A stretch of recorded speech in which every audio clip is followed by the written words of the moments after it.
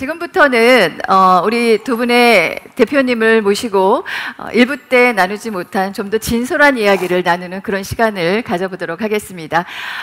두 분 모두 각자의 분야에서 특화된 분야에서 성공의 결실을 맺은 분들이시죠. 그 성공의 결실을 맺은 그 기조가 어디서 바탕이 됐는지 성공 키워드로 알아보는 시간을 갖도록 하겠습니다. 자, 먼저 안창규 대표님의 성공 키워드 함께 보실까요? 산 넘어 산. 무슨 의미를 담은 건지 말씀해 주시죠. 저는 모두 뭐 그러셨겠지만 산전수전 공중전 다 겪었다고 합니다. 네, 지하전까지. 네. 일단 뭐 겪어볼 건 다 겪어봤고요. 제 나이 24살 때 겪어봤는데 지금은 뭐 아무리 뭐 어려움이 와도 뭐 다 뻗치 나가리라 그리고 이겨내리라 생각하고요. 저는 뭐 성공 키워드라고 뭐 할 것까지는 없겠지만 저는 최선을 다한 노력 그거라고 좀 표현하고 싶습니다. 그리고 나를 그래도 희생 네. 내지는 그리고 배려, 네. 남을 위한 배려. 네. 그리고 가장 중요한 것은 소통이라고 생각합니다. 네. 저희 기업가 저신 콘서트 키워드와 같군요. 공감과 소통. 그러세요? 네. 네, 훌륭한 대표님이십니다. 네, 고맙습니다. 네, 저는 제 바로 옆에 앉아 있는 우리 후배 디자이너한테 급 관심이 생겼어요. 오늘. 특히 제가 관심을 가지면서 본 거는 이제 채용할 때 5단계의 이렇게 구체적인 기획을 해서 훌륭한 회사를 이끌어가고 있는 것 같은데요. 그 결과가 어떻습니까? 예를 들어서 채용할 때 5가지의 방식을 사용하면서 훌륭한 직원들, 디자이너를 뽑을 수 있었다라는 이런 경험 이야기 같은 거 한번 해줬으면 좋겠습니다. 처음부터 5단계의 이사 채용이 있었던 건 아니었습니다. 그러니까 좋은 사람을 만나기 위해서 또 좋은 사람과 함께 일하고 싶은 마음이 더 간절했던 거죠. 특히 디자인 쪽은 이직률이 굉장히 좀 높습니다. 너무 힘들고 밤도 많이 새다 보니까 직원들이 많이 떠나가게 되는 이직률이 굉장히 너무 높았어요. 공감 갑니다. 네. 그래서 오랫동안 같이 일할 수 있는 방법이 뭔가를 연구하다 보니까 내가 직원을 채용하는 것보다 말씀드렸다시피 직원이 나를 채용하고 또 그 직원의 꿈이 나와 같이 맞다고 생각되면 그 장면이 굉장히 공감이 됐었고 감동이 됐었던 장면이에요. 회사에서 직원을 채용할 때 회사는 결정자고 직원은 그러니까 처음부터 각각 을처럼 되는 경우가 많죠. 직원은 이제 직장이 아쉬워서 와 있는 사람이고 결정자는 이제 결정할 수 있는 권리를 가지는 사람처럼 돼 있는데 아까 우리 정석준 대표가 표현한 대로 정말 성공적인 채용은 직원이 하는 거더라고요. 저도 우리 회사 디자이너들 채용할 때 시간을 굉장히 많이 보냅니다. 왜냐하면 이 디자이너가 정말 우리 회사에서 일하는 게 꿈인가 그거를 알아야만 됩니다. 그렇지 않고 그냥 채용하면은 그 채용을 들어온 당사자도 행복하기 쉽지 않고 저희도 결국은 행복하지 않은 결과가 나는 것 같죠. 아까 그 중에 5번째인가 나와요. 면담하는 만나는 시간에 이 식당이 나오는 게 감동적이었어요. 거의 매일 그렇게 밥을 먹나요? 그 면접의 맨 마지막 자리는 그렇게 감성 면접이라도 하게 되는데요. 아무래도 디자이너들이 좀 감성적이다 보니까 딱딱한 그런 면접보다는 자유로운 공간에서 충분히 자신의 감정을 내려놓을 수 있고 또 직장 상사를 직접 만날 수 있다는 거는 제가 판단하기엔 사수를 누구 만나냐에 따라서 결국은 자기가 얼마큼 성장할 수 있냐고 판단되어집니다. 바로 그 사수를 확인한 자리라고 생각되어서 그런 자리를 만들었습니다. 그래서 우리 정석준 대표님의 성공 키워드는 무엇일지 한번 화면으로 만나보시죠. 소개 좀 부탁드리겠습니다. 프레젠테이션 때 너무 경황이 없어서 잘 설명을 못 드렸는데요. 모든 것을 뒤집어 생각해 볼 필요가 있다고 생각됩니다.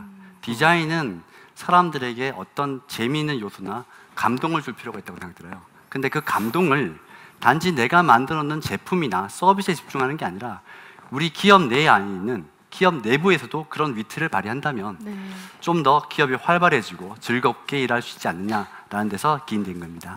두 번째 우리 정석준 대표님의 다음 키워드 함께 보시겠습니다. 열린 경영. 아까 강연 스피치 중에서 디자인은 마케팅이다 이런 얘기를 하셨어요. 한번 풀어서 설명해 주십시오. 디자인을 저는 좀 구분짓고 싶었습니다. 예술과 좀 구분짓고 싶었는데요. 그렇게 만든 건 제가 그렇게 생각한 게 아니라 많은 기업가인들이 저를 그렇게 예술가 취급을 좀 하셨던 부분이 없지 않아 있었어요. 디자이너는 모양을 예쁘게 만드는 사람들이다 라고만 얘기를 하는 거예요. 자기의 제품의 껍데기를 어떻게 예쁘게 만들어서 소비자를 만족시킬 거냐에 대한 얘기를 주로 하셨던 거죠.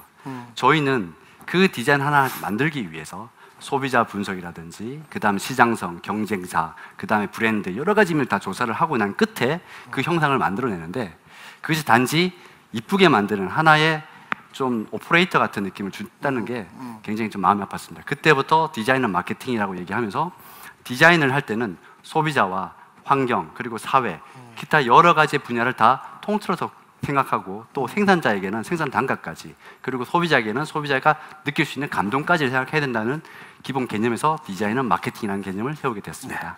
우리 안창규 대표님도 그 열린 경영의 연계선상으로 직원들을 위한 그 축구장을 사오게 만드셨다고 들었습니다. 네네. 네, 젊은 인재들이 그 많이 제조업에 들어왔으면 하는 바람으로 이렇게 지었다고 알고 있는데요. 네, 구체적으로 좀 소개해 주시기 바랍니다. 네, 제가 축구를 정말 좋아합니다. 지금도 축구를 하려면요. 내일 축구한다 그러면은 오늘 저녁부터 우리 어린 시절 소풍 가던 전날 밤 지금까지 그렇습니다. 그리고 제가 축구계 쪽에 남양주 축구연합 회장을 하고 있거든요. 그러면서 저는 가장 사업이 어려웠을 때 축구를 한다. 네. 그 하나만 가지고 정말 에너지를 많이 얻었던 것 같아요. 기도 많이 받고. 네. 그래서 제가 좀 돈을 좀 번다 만약에 네. 그러면은 축구 쪽에 좀 많이 좀 관심 좀 가져야 되겠다는 생각으로요. 그러시군요. 사업가 축구를 같이 했었어요. 근데 그러면서 저희 아들도 축구를 좀 했었어요. 한 3년 3년 했는데 축구 스포츠 하는 사람들이 그래요. 대부분 어디 스포츠 하다가 대부분 1%도 성공을 못 하거든요. 거의 1%? 그러다 보면은 거의 가다가 보면은 중도 탈락되고 그리고 거기에서 좌절하고 네. 또 아이들이 또 나쁜 길로 빠지고 네. 그러거든요. 네. 저는 생각은 그렇습니다. 지금 외국인 노동자들이 정말 많이 들어와 있어요. 네. 근데 제가 추구하는 거는 우리 축구하는 네. 우리는 축구팀을 만들 겁니다. 앞으로 회사에. 그래서 지금 젊은 층이 거의 없어요. 회사 제조업은 네. 거의 나이 먹고 그리고 연세 드신 분들 그분들이 하고 있고 그리고 젊은이라고 치면은 외국인들이 그 자리를 메꾸고 있습니다. 네. 근데 우리 기업 하시는 분들이 조금만 생각을 하신다면은 우리 젊은이들을 얼마든지 쓸 수 있다고 봅니다. 네. 우리가 젊은이들 왜 니네들은 못하고 있냐, 그리고 우리 때는 그러지 않았다 할 수 있습니다. 그런데 우리 젊은이들하고 눈높이를 맞춰보고 네. 같이 대화를 해본다면은 네. 충분히 젊은이들도 이해를 할 수 있다고 보고요. 제 생각에는 저는 낮에 네. 축구하고 네. 아니 낮에 일을 하고 네. 밤에 축구하고 네. 토요일 날 뒤집어서 해도 될것 낮에도 같은데. 축구하죠. 낮에 일을 하고 네, 낮에도 밤에 축구할 수 있죠. 축구하고 네. 그리고 토요일 날이면은 대회를 나갈 수 있는 그런 팀을 만들고 싶습니다. 그렇군요. 그래서 축구를 진짜 좋아하는 애들이 정말 많이 있거든요. 네, 체력은 국력. 네, 체력은 분이고 그리고 거기에서 얻을 수 있는 거는 네, 네. 젊은 청춘들을 저희가 그것도 힘 있는 젊은 청춘들을 네, 우리가 고용을 한다는 거죠. 네. 네. 안창규 대표님의 강한 정신력이 아마 거기서 나온 게 아닌가 싶습니다. 네, 나에게도 기회는 오더라. 안창규 대표님의 성공 키워드인데요. 말씀해 주십시오. 저는 요즘에 그 IMF도 겪고 두 번의 화재도 겪고 네. 저희 또 내영이 또 이렇게 또 돌아가셨고 그 과정을 다 겪으면서 네. 정말 많은 공부를 했습니다. 그래서 앞으로 뭐 하여튼 열심히 해서 누구나 행복할 수 있는 네. 그리고 평생 직장이다 네. 하는 그런 직장을 꼭 한번 만들고 싶습니다. 그러니까 끝까지 포기하지 않고 도전하는 자만이 성취할 네. 수 있다. 그러면 결국엔 기회가 오너라라고 네네. 해석을 하면 될까요? 네네. 네, 감사합니다. 다음 우리 정석준 대표님의 세 번째 키워드를 함께 보시겠습니다. 글로벌 기업으로의 성장. 네. 우리 구스 디자인의 경우 국내보다 해외에서 먼저 인정을 받은 기업이라서 그런지 모르겠는데요. 해외 그 유명 기업과 많은 작업을 하셨죠. 네네. 네네. 그 사연을 좀 구체적으로 네. 소개해 주시기 바랍니다. 처음부터 글로벌 기업으로 성장한 건 아닙니다. 처음부터 국내 베이스로 이제 모든 걸 진행했었고요. 저 같은 경우는 뭐 유명한 대학을 졸업했다든지 아니면 유명한 기업에서 일을 한 그런 경력은 없습니다. 오로지 순전히 누구나 다 하는 80% 정도 되는 야전에서 디자인을 시작하게 됐는데 네. 제가 이 틀을 깨고 새로운 시대로 나갈 수 있다는 걸 한다면 이 틀이 없는 곳에서 싸워야 된다고 생각했습니다. 저와 친한 한 지인의 분이 이런 얘기를 하죠. 당신이 만약에 물이라면 물이 많은 바다에서 살지 말고 사막에서 당신의 승부를 해라 라는 그런 얘기를 해주신 게 있었습니다. 한국에서 제가 뚫기 힘들다 그러면 외국에서 뚫어야겠다는 마음을 가지고 처음에는 디자인 파일 들고 뭐 하노버 쇼를 가기도 하고 또 여러 국외 이제 박람회를 이제 참가를 하기도 했었습니다. 그래서 일일이 명함을 돌리고 사업을 진행했었는데 그게 실제적으로 잘 되지는 않더라고요. 근데 우연찮게 생각을 좀 바꿔봤습니다. 모든 디자인 회사들이 디자인 박람회라는 큰 어떤 쇼를 하고 있는데 만약에 디자인 회사가 무역 박람회를 참가한다면 어떤 일이 벌어질까라는 생각을 해본 거죠. 그래서 제 첫 출발은 무역 박람회를 처음 디자인 부스를 설치하면서 시작되었습니다. 그러니 모든 사람들은 물건을 사러 오는 곳에 디자인 업체가 간 곳이죠. 그러니까 사람들은 저한테 이런 말을 묻더라고요. 내가 뭔가를 사고 싶은데 살 것이 없어. 그러니 네가 만들어줄 수 있겠느라는 반전의 키워드가 생기기 시작한 겁니다. 그래서 저는 그것을 필두로 해가지고 글로벌 기업으로 많은 기업과 클라이언트를 맡게 되었고요. 그걸 통해서 조금씩 한국보다는 외국에 더 많은 그 클라이언트를 두고 일을 진행하고 있었습니다.